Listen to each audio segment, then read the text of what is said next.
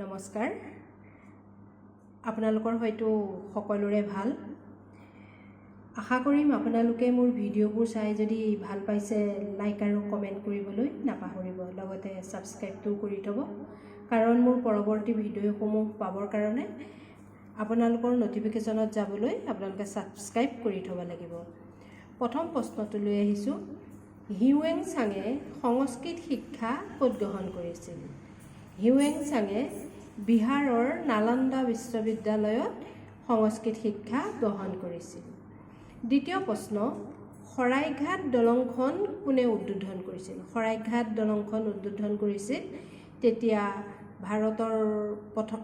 ভাৰতৰ প্ৰধানমন্ত্ৰী জৱাহৰলাল নেহৰুৱে 1962 চনত 3 নম্বৰ প্ৰশ্ন ব্ৰহ্মপুত্ৰ নৈৰ দৈৰ্ঘ্য কিমান 2900 কিলোমিটাৰ 4 নম্বৰ প্ৰশ্ন কুৰুক্ষেত্ৰত কৌৰৱ আৰু পাণ্ডৱৰ মাজত যুদ্ধ হৈছিল এতিয়া প্ৰশ্ন হৈছে বৰ্তমান কুৰুক্ষেত্ৰখন ভাৰতৰ কোনখন প্ৰদেশত অৱস্থিত হাৰিয়ানাত অৱস্থিত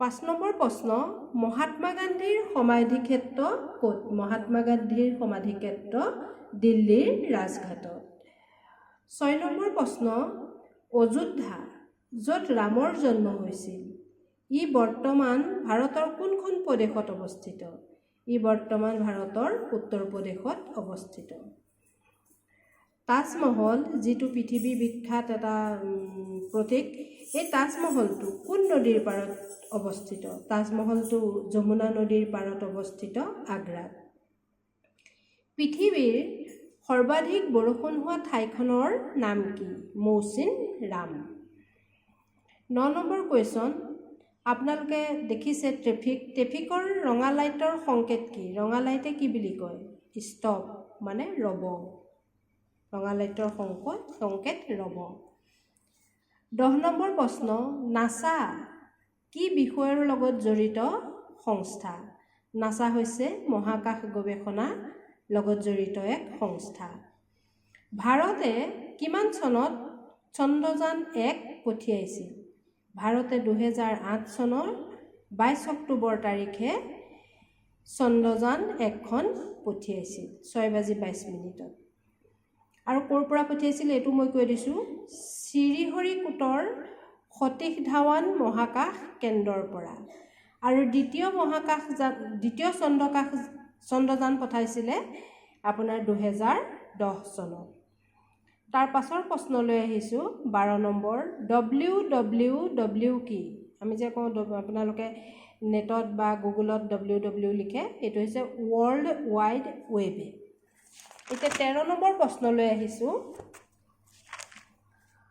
ৰাষ্ট্ৰসংঘৰ কিয় জন্ম হৈছিল ৰাষ্ট্ৰসংঘৰ জন্ম হৈছিল বিশ্ববাসীৰ শান্তি আৰু নিৰাপত্তাৰ বাবে 1945 চনৰ 24 অক্টোবৰত তাৰ পাছৰ প্ৰশ্ন আহিছোঁ আপোনালোকে দেখিছে ডক্টৰৰ গাড়ীত বা ৰোগী নিয়া গাড়ীত যোগ চিনটো থাকে এই চিনটোৰ জন্ম কিয় হৈছিল যোগ চিনটোৰ জন্ম কিয় হৈছিল যুদ্ধত আহত হোৱা সৈনিকৰ চিকিৎসাৰ বাবে এই যোগ চিনটো জন্ম হৈছিল নেহেৰু ষ্টেডিয়াম ক'ত আছে নেহেৰু ষ্টেডিয়াম আপোনাৰ গুৱাহাটীত আছে বিশ্বৰ আটাইতকৈ পুৰণি খেলবিধৰ নাম কি ধনুবিদ্যা আপোনালোকে টেনিছ খেলৰ কথা জানে টেনিছ এই শব্দটোৰ অৰ্থ কি ধৰিবা আৰু টেনিছৰে আৰু এটা প্ৰশ্ন মই আপোনালোকক ক'ব বিচাৰিছোঁ লন টেনিছ বুলি কিয় কয় লন টেনিছ বুলি যে কয় ঘাঁহৰ কোৰ্টত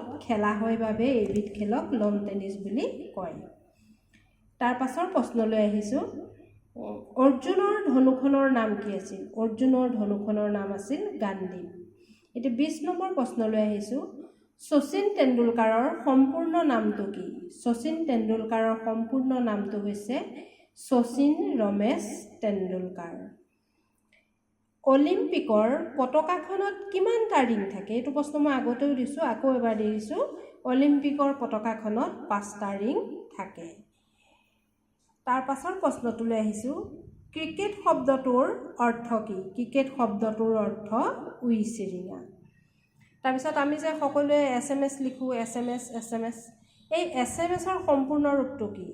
short message send. Short message send. তাৰ পাছৰ প্ৰশ্ন আহিছোঁ, আমাৰ সকলোৰে পিন নম্বৰ থাকে। পিন, এই পিন আমি যে নিজৰ নিজৰ জিলা বা মহকুমা এনেকুৱা ধৰণৰ পিন এটা থাকে, নিজৰ এড্ৰেছত লিখিব লাগে PIN। এইটোৰ প্ৰৱৰ্তন কেতিয়াৰ পৰা হৈছিল? মই পিন মানে কি আগৰ ভিডিঅ'ত কৈ দিছোঁ। ইয়াৰ প্ৰৱৰ্তন হৈছিলে 1972 চনৰ পৰা। তাৰ পাছলৈ আহিছোঁ ICC, ইয়াৰ সম্পূৰ্ণ ৰূপটো কি? International cricket council. 20 নম্বৰ প্ৰশ্নটোলৈ আহিছোঁ, বিশ্বকাপ ফুটবলৰ জনক কোন?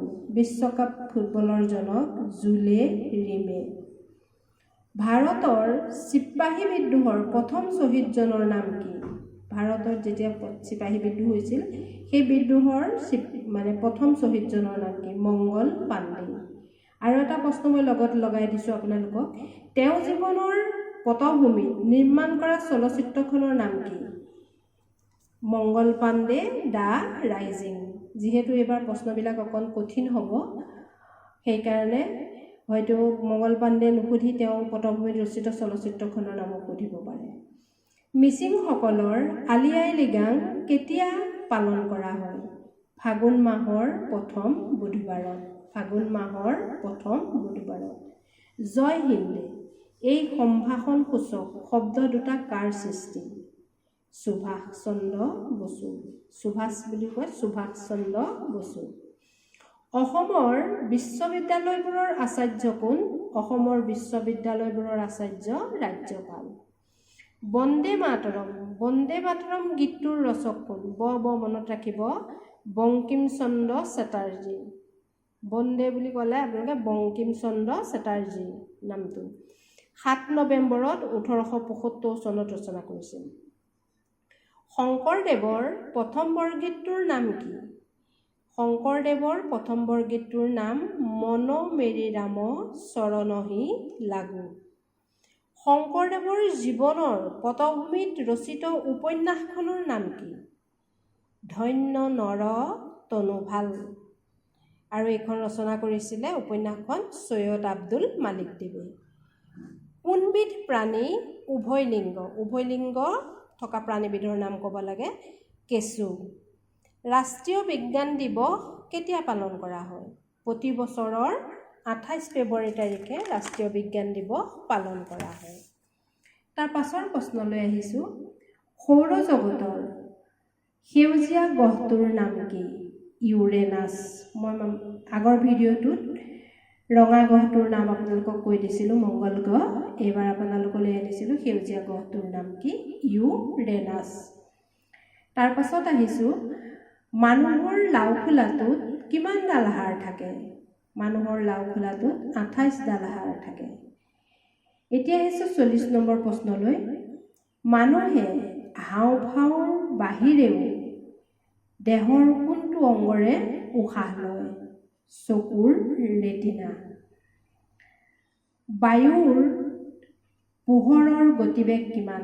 পোহৰ যে সূৰ্যৰ পৰা আহে তাৰ গতিবেগ কিমান? 3 লাখ কিলোমিটাৰ। মৌমাখিৰ চকু কেইটা? মৌমাখিৰ চকু 5টা। শব্দৰ তীব্ৰতা জোখা এককটো কি? ডেচিবেল। বিষ্ণুপ্ৰসাদ ৰাভাক কলাগুৰু উপাধি কোনে প্ৰদান কৰিছিল? কলাগুৰু উপাধি প্ৰদান কৰিছিল সৰ্বপল্লী ৰাধাকৃষ্ণন দেৱে। তেখেত যেতিয়া 1940 চনত, চনটো ক'ব লিখিব, 1940 চনত প্ৰদান কৰিছিল কাশী বিশ্ববিদ্যালয়ৰ উপাচাৰ্য সৰ্বপল্লী ৰাধাকৃষ্ণনে। প্ৰতিমাখন সৰু কিন্তু নিভাঁজ সোণৰ, এই কথাষাৰ কোনে কৈছিল আৰু কিয় কৈছিল? এই কথাষাৰ কৈছিল ৰসৰাজ লক্ষ্মীনাথ বেজবৰুৱাদেৱে আৰু কথাষাৰ কৈছিল চন্দ্ৰকুমাৰ আগৰৱালাদেৱে। কাৰণ চন্দ্ৰকুমাৰ আগৰৱালাদেৱৰ এখন কাব্যগ্ৰন্থৰ নাম আছিল প্ৰতিমা, আৰু সেই প্ৰতিমাখনত কবিতা কম আছিল যদিও তাত থকা কবিতাকেইটা সোণৰ দৰে নিভাঁজ আছিল বুলি লক্ষ্মীনাথ বেজবৰুৱাই প্ৰশংসা কৰি কৈছিল। এতিয়া তাৰ লগতে এটা প্ৰশ্ন মই আপোনালোকলৈ এৰিছোঁ, প্ৰতিমাৰ খনিকৰ বুলি কাক কোৱা হয়? এতিয়া আপোনালোকে ইতিমধ্যে জানিছে প্ৰতিমা কাব্যগ্ৰন্থখন হৈছে চন্দ্ৰকুমাৰ আগৰৱালাৰ। আপোনালোকে উত্তৰটো দিব, প্ৰতিমাৰ খনিকৰ কোন?